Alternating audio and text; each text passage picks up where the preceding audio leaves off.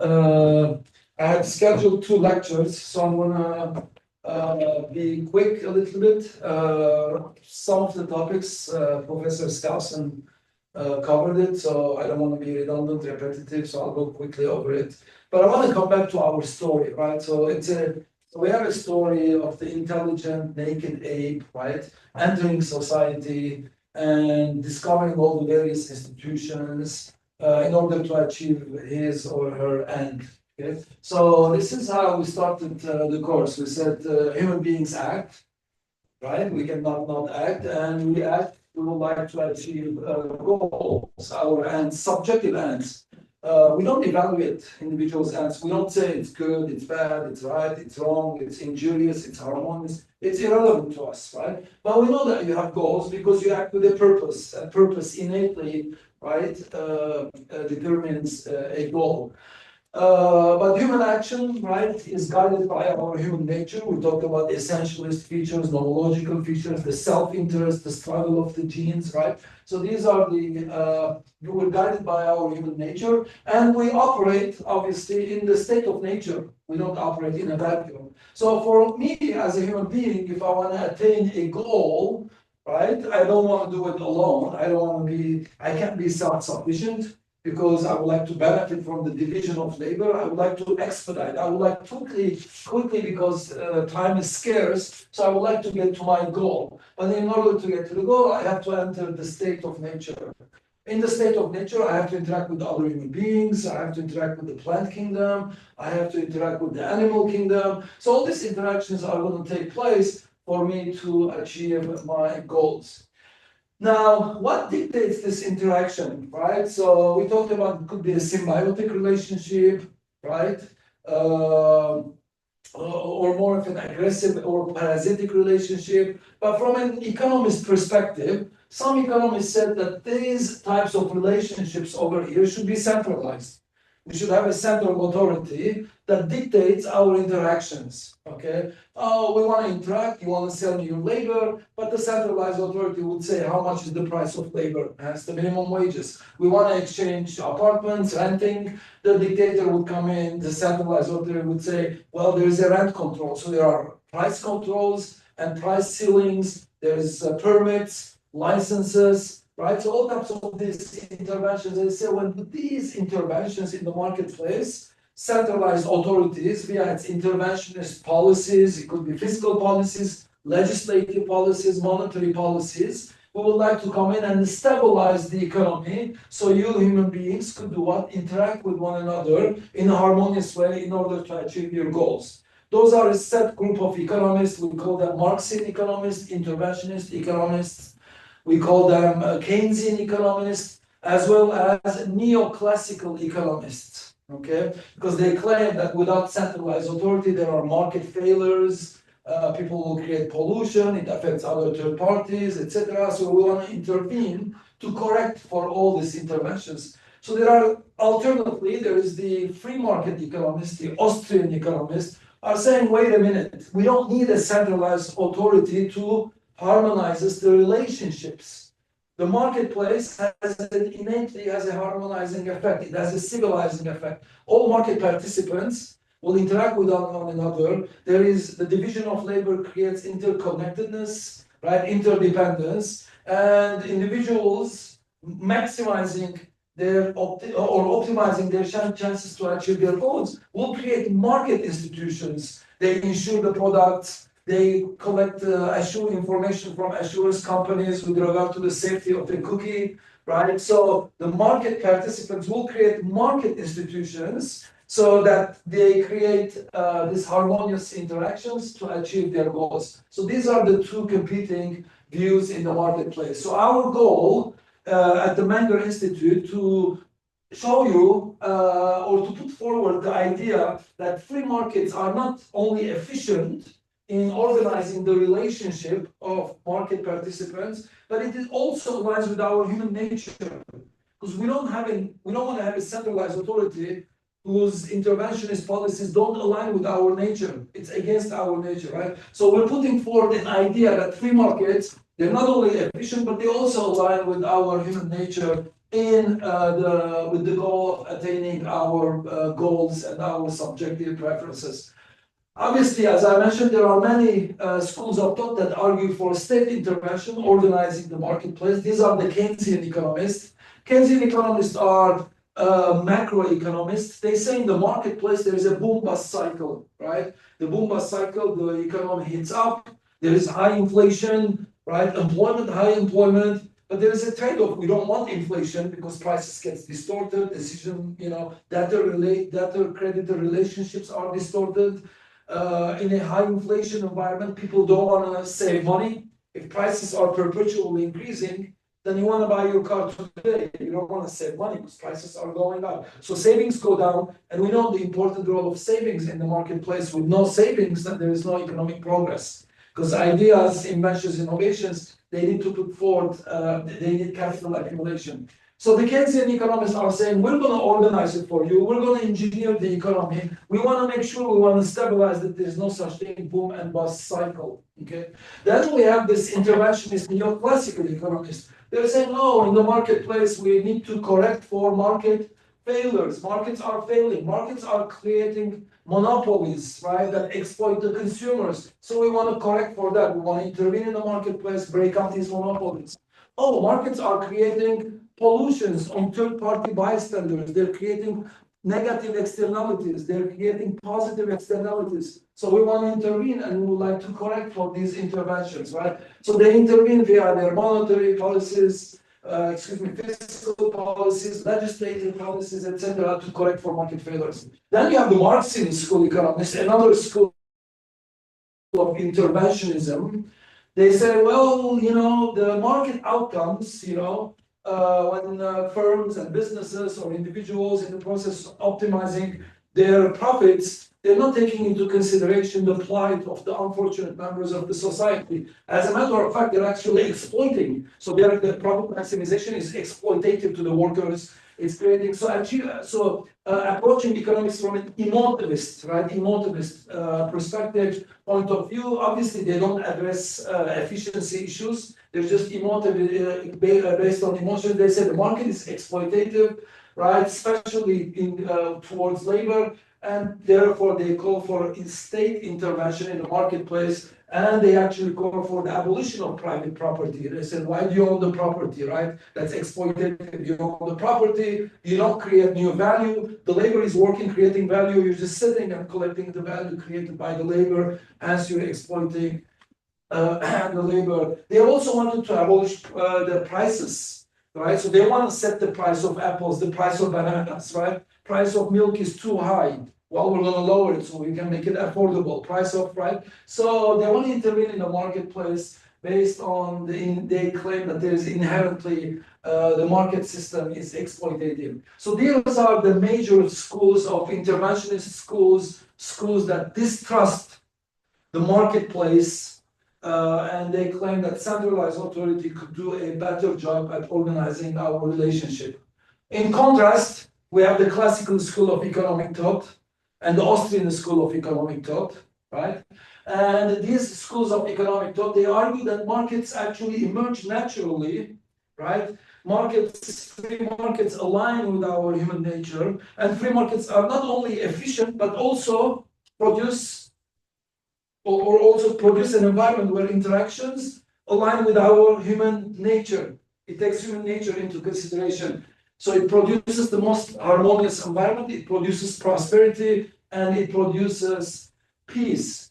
These economists, classical the economists and the Austrian school, are in favor of market approach to organizing societal interactions. So our objective at the Menger Institute to do what? To equip you, to give you the tools so you can go out there and defend the marketplace. We're going to give you the intellectual tools to, number one, to understand these debates that happens every day with your classmates, with your friends, families, right, etc. So I would like to give you the tools so you can critically evaluate interventions and what it means when governments intervene, when they claim we're intervening on behalf of the less fortunate members of the society. What are they creating? They're creating interdependency, right? They're taking your freedom away. So and we would like you to also recognize that the free market is the system that is most compatible with harmonious social order. So I would like to talk about the classical school of economic thought, which is the first school, modern school. Okay, obviously, yesterday Professor Geiger talked about the Chinese school of economic thought, pro-market, right, less interventionist. We also talked about the Spanish scholasticism, the Spanish scholastic school of Salamanca, Juan de Mariana, right, whose book was put on trial by the French government, right? Imagine they put the book on trial, and then there was a judgment. The book lost, and they burned the book. The serial king executioner came, and they burned the book in public. So the book lost the case, right? They put the book on trial because Juan de Mariana was in Spain, and this is happening in France, right? So he talked about Juan de Mariana, and then after that, who came along the tradition of the Austrian school of free market economics? The French, laissez-faire French physiocrats, right? And we named many of the French physiocrats. So along these lines, right? So this is all pre-modern.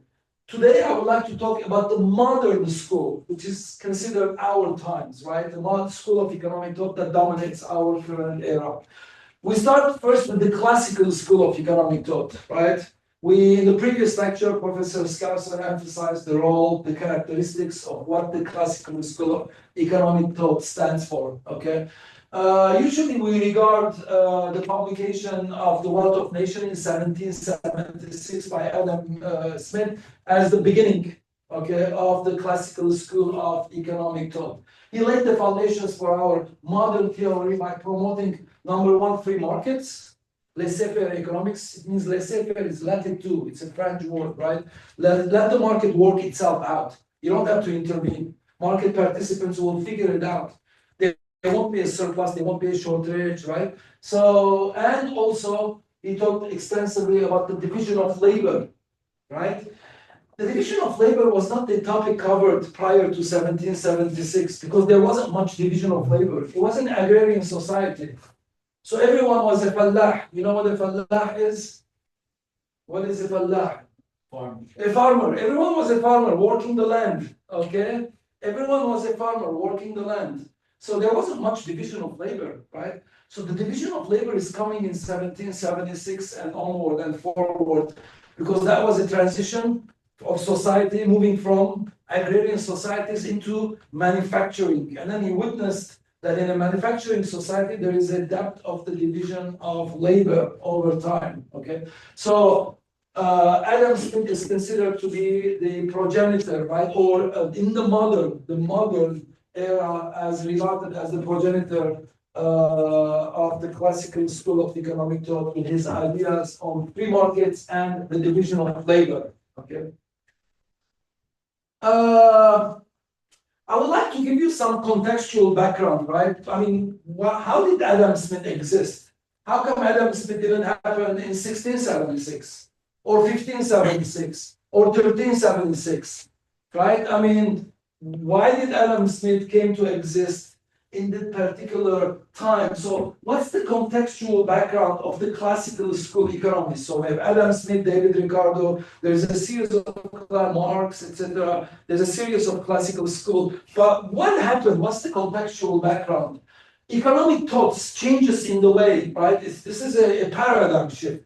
You don't change the way that you're thinking drastically as a paradigm shift in a vacuum. Something must have happened. The general environment is changing, and you have this philosopher, this economist coming up with new alternative thought. These ideas, they are the result of deliberate human actions and historical context. So the question is, what is the historical context? What happened before Adam Smith that suddenly in 1776, you have Adam Smith, you have David Ricardo, you have Marx, and you have all the following economic philosophers. What was the condition? What happened? What's the contextual or historical background preceding the classical revolution, right? Every school of economic thought comes, right? It destroys the previous thought, previous and comes up with a new alternative view of the world. And then a new philosophy comes, destroys what's before it, or modifies it, or alters it. And then, so what was existed prior to the classical school of economic thought? What philosophical or economic system did it replace? We call it the classical revolution. Mercantilism. So what existed is, it was an economic system called mercantilism. What was the political system that existed before the classical school of economic thought? Mercantilism was the economic system. Monarchy. Monarchism, feudalism, right? There was monarchism and feudalism. Feudalism is a political system where there are hierarchies. There's the king, the nobility. It's hierarchical. The nobility owns the land. The serf, they work the land. They get a percentage of the output of the land, right? So those are the systems that existed before the classical school of economic thought. So the key question is, what happened in 1776, around 1776, that suddenly there was a shift in our view? The classical school economists, they had a change of heart, a change of mind. What gave rise to that change of their mind and coming up with a new school of economic thought? What year was the Industrial Revolution? Around 1776, Industrial Revolution was from 1760 all the way to 1820. For 60 years, we had something called an industrial revolution, a transition from an agrarian society into a manufacturing society. The highest growth rate in output that we've experienced in thousands of years. As a matter of fact, I'll show you a diagram shortly. I'll show you the boom in the productivity that we experienced during the Industrial Revolution. What is the Industrial Revolution, Zavin? You said the Industrial Revolution happened in 1760 plus or minus years. The steam engine, so transportation. We have new mechanism of transportation, this discovery of the steam engine. What else? Communication, the telegraph. What else? Mining technology, extraction of resources. What else? Irrigation systems, manufacturing technology, the sewing machine, etc., new production manufacturing. So the Industrial Revolution is our series of technological inventions and innovations that took place in very short period of time. 60 years, they all landed together at the same time in the history of human beings. They all landed within 50 years. That gave rise to a tremendous wealth and a division of labor. No more serfs, no more homogeneity of the work at the workplace, but there is heterogeneity. Different workers with different aptitudes, capabilities, contributing their incremental know-how in the marketplace. And this took place within a very short period of time. This is what happened historically, right? So if you can think about this as the GDP, which GDP is the value of everything that's produced in the country, right? Gross domestic product. So what happened? For thousands of years, actually the straight line, you can go back to 10,000 years, 100,000 years, nothing happened. If I take you 5,000 BC, one day, and then the next 1 minute, and the next minute, I put you in 2000 BC, you wouldn't see the average human being, with you students, you would not see the difference. I would not see the difference between minus or BC 3000 or BC 1000. Not much change to the naked eye. You walk in and then it's the same thing. If I take you from the year 500, okay, and then to the year 1000, you wouldn't see a difference. You wouldn't know if you're in the year 500 or 1000. For you, it would be the same. Going from 500 to 1000 to 1000. So there was no economic growth. Look at this flat line. This goes, I mean, for thousands of years, flat line, nothing happened. Suddenly, around 1750s, 60s, 80s, 90s, right? You look at this like hockey stick. Look at this explosion of productivity. Obviously, with this productivity, you're getting life expectancy is going up, infant mortality rate is going down, calorie consumption is going up, right? Things that we desire as human beings. Look at this. Now, another question for you. So we're going steps back. We're regressing. We start with the classical. We took a step back. We said there was another industrial revolution. But then I have another question that I want to take you back in time. Well, why didn't this happen over here? Why didn't we have this economic boom in the year 1400? Why didn't we have it in the year 1000? Or 3000 BC, or 5000 BC, or 50,000 BC. Let's say anatomically we speciated about 50,000 years ago. Why didn't this happen 30,000 years ago, 25,000 years ago, 5,000 years ago, 2,000? Okay, we're progressing, small change, right? Obviously, this is not flat. Maybe some minor progress there is. But why didn't this happen in the year 1600 or the 1400?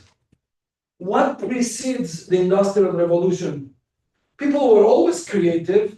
They were always coming up. We had mathematicians, 14th, 15th century. We had, musicians. We had scientists. We had astronomers. We had all these people. It's not like we're getting smarter or more intelligent. Why did this happen earlier?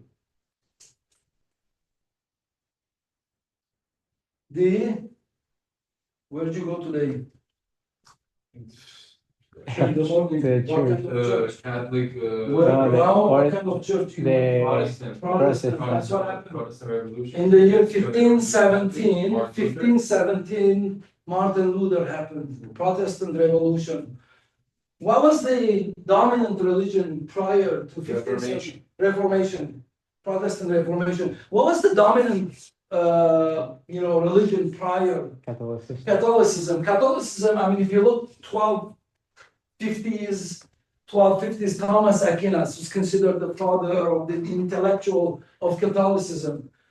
I've read his parts of his books because his book is thousands of pages long. I've read, I would say maybe few hundred pages of the book, topics that interest me as an economist. You would see somehow there is an anti-free market sentiment. There is a sentiment anti-capital accumulation.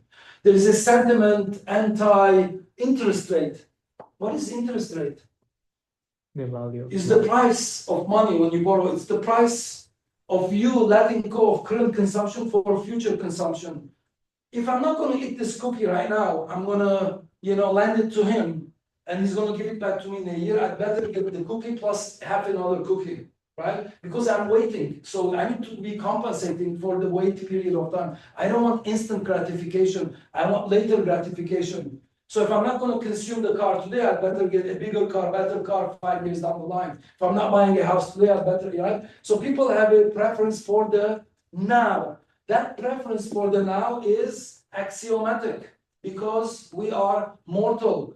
There is uncertainty and risk. We talked about last lecture, right? Yesterday, uncertainty and risk. You know the difference. Risk is a distribution. Okay, uncertainty doesn't have a distribution, okay? So there is risk and uncertainty in waiting. So interest rate is a natural human phenomenon, but it was forbidden, usury laws against interest rate. According to capitalism, working was looked upon in a negative way, to be delegated to the slaves, right? You were punished for your original sin, that's why you have to work, right? So it was anti-market, anti-capital accumulation. So for hundreds of years over here, capital was never being accumulated. Somehow, if you were wealthy, it was a sin to accumulate wealth. It was looked upon negatively. 1517, what happens with the Protestant Reformation? First of all, work becomes a vocation. For the first time, your job is a vocation. God is telling you, you have to be an accountant, right? Every job has value. There isn't good jobs and bad jobs. Whatever you do, it's a God picked that job for you. So the mindset of the people is changing, right? So it's a more free market. Your wealth is a sign of God's grace. Your wealth is a sign God is compensating you for your hard work. So wealth accumulation was not looked upon as a sin, as it was looked upon for hundreds of years, if not 1,000 years preceding the Protestant Reformation. So suddenly people's mindset are saying, wait a minute, it's not a sin. I'm working hard, I'm going to make money. It's not a sin to loan money and get interest rate, because that's within our nature, because we prefer the now, right? And if I'm not going to consume now, I'm going to save money, lend it to him. I better get more than I'm giving him today. So savings became, entered the mindset. It wasn't a sin. Your vocation was not a sin. Working hard was not a sin. Capital accumulation was not a sin. So all of this transformation is taking place. Now, these ideas to manifest themselves in the marketplace, so we can see the fruits of these ideas, it takes hundreds of years. So you have 15, 17, these ideas are penetrating, right? Europe, etc., the rest of the world. And then suddenly, a few hundred years later, 100 years, 200 years later, 17, they do what? They manifest themselves. That means when ideas were formed, when people had an idea of a machine, of a steam engine, there was capital accumulated. You have ideas, right? You need capital. There was no capital accumulation that was taking place. So that accumulated capital was being used. I borrow money, pay interest rate, and then trial, error. I spent so much money, and then I have the steam engine. Then I have the telegraph, and I have the irrigation system. Then I have extraction manufacturing techniques, right? So the ideas were always present, but there was no capital accumulated to compensate that. And that's what preceded the Industrial Revolution by 100, 200 years. It was the Protestant Reformation. So, Protestant Reformation, if you want to read Max Weber, the book, The Protestant Ethics and the Spirit of Capitalism, right? There's something called the Protestant work ethics, right? It's a special Protestant view. Actually, I mean, many economists, free market economists, consider Protestantism as the founding element of free market or the system of capitalism. So Max Weber argued that Protestantism created a cultural and psychological conditions that encourage capital accumulation. Okay, so Protestantism created the cultural, the psychological, the economic conditions that encourage capital accumulation. I talked about the Protestant work ethics. Frugality is a work ethic, right? Not wasting your money, savings. Delayed gratification. You don't want to get pleasure today, you want to delay your pleasure. There was a study done where they have students, I think it was in Berkeley, 6, 7-year-old students were put and they gave them candies and they said, if you wait, you don't consume the candy, then we're going to double it. But they didn't say when. So they put the candy. Some students are waiting for the candy, so some couldn't wait any longer. They opened the bag, they ate the candy. But there are other students waiting. Eventually, a few hours later, the teacher comes and doubles the candies that they have. Now, they follow these students over their lifetime, right? It was a study, it's a long-run study over their lifetime when they became teenagers, adults, 30-year-old, 40-year-old. The students that actually waited to consume the candy, they were more likely to graduate college, more likely to be in stable relationships, more likely to stay out of prisons, more likely not to do drugs, and versus the other students who actually wanted the instant gratification, right? So that's the Protestant mindset of frugality, savings, accumulating capital, right? That's what delayed gratification is. So capital was formed over time, and the formation of capitalism, we have banking institutions where you have an idea, you can walk into the bank, you can say I have an idea and there's capital waiting for you. So you can put your inventions, innovations into practice, okay? There was the stock market, stocks go up, the company is more creative, more inventive, more people invest in it, okay? They were in favor of property rights, that's foundational for economic prosperity. So this is the diagram I have where I have, the Protestant work ethics preceding a few hundred years, the Industrial Revolution, and the Industrial Revolution giving rise to the classical school of economic thought. So we discussed this link over here. I would like to spend a few minutes talking about the transition, how this is leading to this, and what does it mean to be a classical economist. The economic and political system that existed prior to the Industrial Revolution and the classical school of economic thought was mercantilism and feudalism. Mercantilism, we know what it is. What is mercantilist economic system? Individuals have no value. Your wealth is doesn't play a role in, there was no GDP. The wealth of the king and nobility, how much gold they had, that would be the wealth of the nation, okay? So individuals were not concerned, so the higher, it was hierarchical, and how much authority, power, and the king had, that was the strength of the country, not its population, okay? Obviously, they were in favor of what? Exporting goods and services, getting gold, right?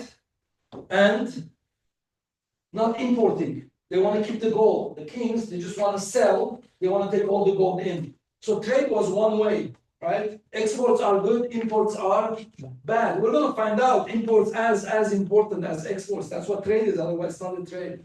And it has been mentioned earlier, right? When apples and oranges are not crossing border, then you have Wars. armies crossing borders, right? There's no more interconnectedness, interdependence, and that was the reason we have all these continental European wars. For hundreds of years, Europe was at war because they were putting tariffs against each other. If we're not exchanging, then I have no use for you.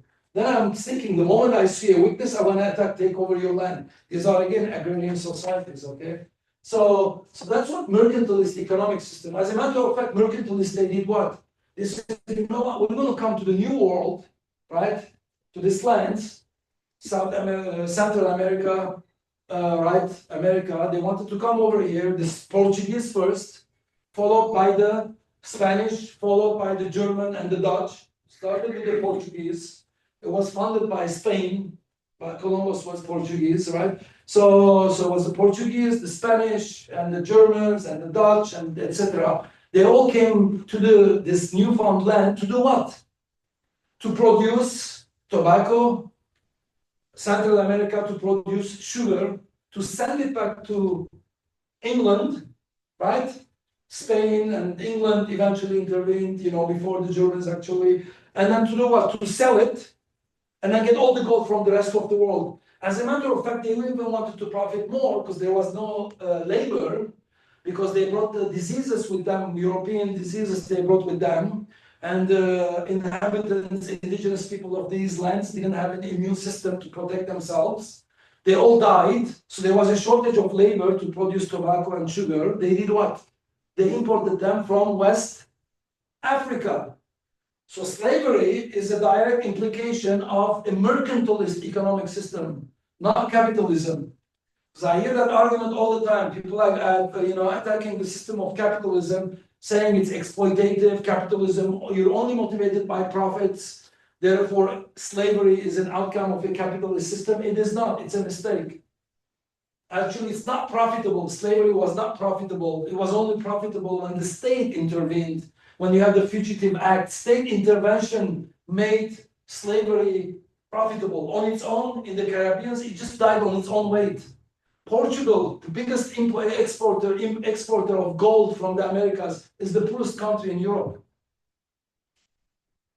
The average wealth of a Portuguese or the average wealth of a Spanish didn't go up during these times.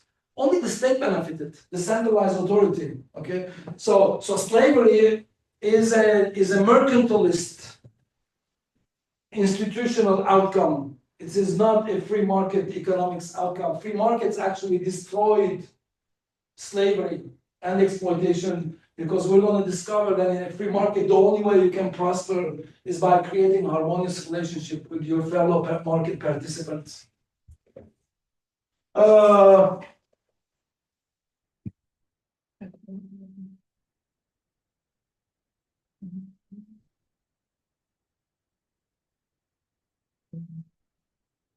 Also, slavery is not something modern. The Chinese enslaved Chinese, the Arabs enslaved other Arabs, the Europeans enslaved Europeans. As a matter of fact, where does the word slave come from? Slavic. Slav. The Slavs were Southern Europeans, Southern Eastern Europeans. And it was the North Africans, the Berbers, the North African Berbers that enslaved 1 million Southern Europeans called the Slavic people, preceding 100 million slave enslavement. 100 million people were enslaved from South Europe onto the North African, enslaved by the North African Berbers. That was a century preceding the transatlantic slave trade. Okay, so slavery happens in every culture. It's not unique. The Code of Hammurabi, this is the code 1750 BC. I actually counted these numbers. Okay, there's only 52 references in the Code of Hammurabi. What is the value of a slave? If you punch a slave, if a slave runs, right? The Code of Hammurabi has 52 references to slavery. So slavery existed. It's not unique to modern times or the transatlantic or European, etc. It existed every place, anytime. It crossed like all kinds of cultures and boundaries and time and state.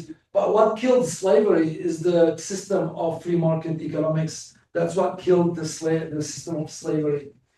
Because it explains how free market interactions create more prosperity.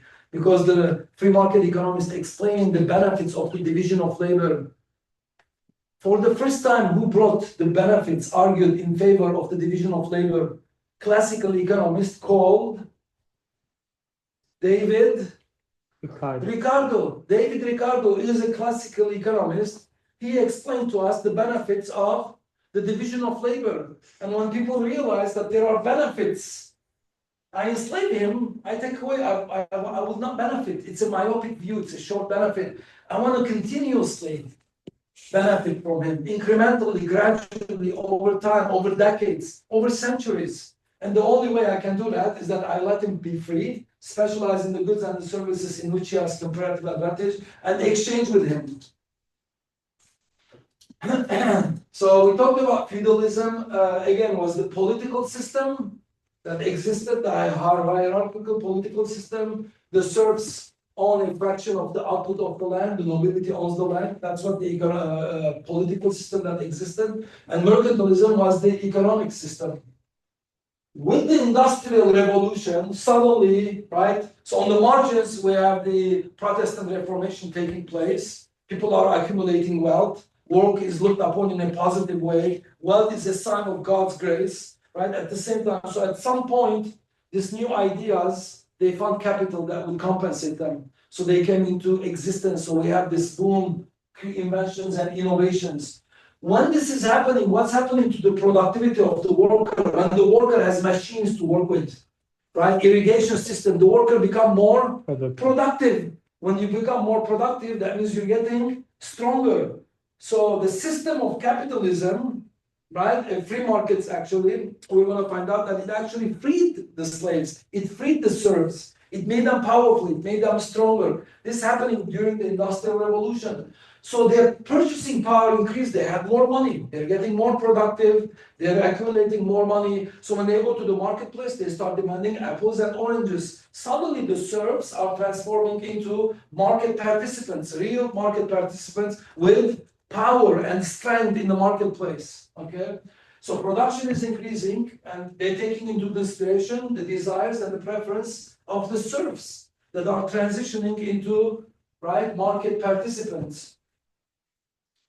So this shift marks the rise of the shift from centralized monarchic power, right, into individual power. At the same time, there is another political revolution happening. I don't want to talk too much about it. In France, a political revolution is happening, right? Kings are getting guillotined, right? And new republics are being formed. These two transitions are taking place at the same time. So monarchies are dying, right? And republics are being formed. In England, monarchies are weakening. Serfs are becoming market participants. Their power is strengthening. So there's a whole transformation taking place in Europe during this time. Now, important questions emerged. Imagine we live at that time, right? First question is, what would happen to land ownership? The king owned the land, the nobility owned the land. Now the king is gone, guillotined. So who owns the land? Who should own the land? So people were confused. I mean, okay, the king is gone. So the people that were working the land took over the land, right? So they became the owners. But obviously other people are intervening. They're saying, okay, this is not your land. This is everybody's land. So there was a confusion. How do we organize number two societal relationship? Who organizes production? Under mercantilism, the centralized authority decides, okay, you're a nobility, you have a piece of land, you produce apples, you produce tomatoes, you produce bananas. Now there's no more nobility, they're running away for their lives, right? It's getting toppled, kings are guillotined. So who's going to organize? What happens if he produces tomato, you produce tomato, you don't know of each other, you're in different parts of the country, everybody produces tomato and there is a shortage of tomato. And then there's a surplus of tomatoes, and there's a shortage of bananas, and there's shortage of surpluses. So it's very confusing. So people were confused, right? Who's going to organize production decisions? It was centralized. Who owns the land? Who determines the prices and the wages of the workers? Under mercantilism, it was preset. The nobility says, okay, I'm going to give you 5% of the output of the land. I get 95%. 5% it goes to you and your family. Now, nobility is gone. There's no centralized authority. So how should we then determine the wages? How much do workers get paid? Okay. So all these questions emerged. Imagine being in a position like this and not know. I wouldn't know the answers. If you put me in this time, I wouldn't know the answer. But the genius of the classical school of economists, they said what? They said not to worry, relax. Calma, how do you say calma in Spanish? Calma. Calma. Okay, calma. Relax. Take it easy. Okay, they said, oh, don't worry. People were worried. They said, no, don't worry. We have a solution. Another group of economists, they said, oh, don't worry. We also have a solution. So we have two schools of economic thought. One of them is the classical school. They said what? Don't worry, the market will adjust itself. The market will find its own equilibrium. Somehow in the marketplace, without a centralized authority, coordination emerges naturally in the market that he produces apple, he produces tomatoes, you produce bananas, you produce pistachio, right? You produce watermelon. The market will find a solution that all the goods and the services that are desired by the people will exist. There'll be no shortage and then no surplus. And people were saying, how this, without organizing central organization, how would this happen? They also said, you know what? Land ownership, it should be what? Right. Privately owned. Okay, the king is gone. We work the land, we all get the land. But here I can buy you out. I can give you some money. I can say, walk away. You have a proportional quotal share of the land, right? Take away this money so I can buy out people, right? And then I become the owner of the land. Once I'm the owner, society recognizes that I'm a private owner, right? They said, don't worry, the market will find a solution. Land should be privatized because then I have incentive to do what? To work the land. If it's collectively owned, then I don't care. Because if I work hard and you're lazy, at the end we're going to get the same quota share of the land. So that leads to laziness. Okay? So they said privatization is better, creates more harmony. And they said prices will be determined in the marketplace. You don't have to set price of wage. If you're doing a good job, people like what they're doing, they start bidding you. Right? I want you to work for me. Right? He wants you to work for him. We're going to bid you up. If you're not doing a good job, your wages will go down. So some wages go up, some wages go down. There's no uniformity. They said, don't worry, the market will adjust in such a way that the wages go up, the wages go down, as if to balance demand for labor and supply of labor. So there's no unemployment. These were crazy ideas. Imagine deductively. Never something like this happened prior to the classical school of economic thought. These geniuses, they're just in a deductive mechanism, right? Not inductive, not empiricism. There's nothing to observe. In their head, in their mind, they just saw this whole system, complex system, working in a harmonious way. They just saw it deductively. They use deductive methodology. Those are the classical school of economic thought. That's what it is. That was Adam Smith, David Ricardo, right? On the other hand, the Marxians said what during this transition? They said, it's crazy. Land should be collectively owned. Decisions should be centralized, not by the king, but like the group of proletariat. But again, how do you centralize it? There's going to be one person at the end. I mean, socialism leads to dictatorship. That's what happens. We see, empirically for illustrative purposes. They said that, prices should be in accordance, it should be set. And there should be a centralized authority that dictates what should be produced.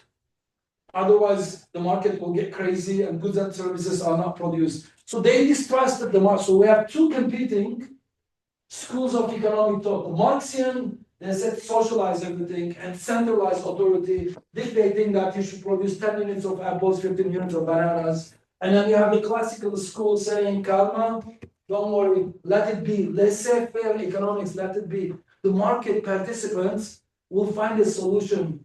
And the means of communication is the price mechanism. You buy, that means produce more. I don't buy, that means produce less. So there's no surplus, there's no shortage. Wages reflect your hard work and determination, right? Private property is conducive to prosperity. That's this group of people over here, okay? So that's what we talked about, the Marxian school. And then we talked about the classical school. And obviously the market economy or the classical school is what we call today the system of capitalism, okay? And that's the end of the first lecture, the transitional phase, right, from mercantilism, feudalism, Protestant Reformation into the classical school of economic thought. So I'm going to take maybe a few minutes break. I'll grab a tea or coffee, and then I want to finish up. And we don't have much time because we're long to be played. So I will expedite a little bit the last lecture. I'll finish in maybe 40 or 35 minutes. Okay. So let's take a few minutes break.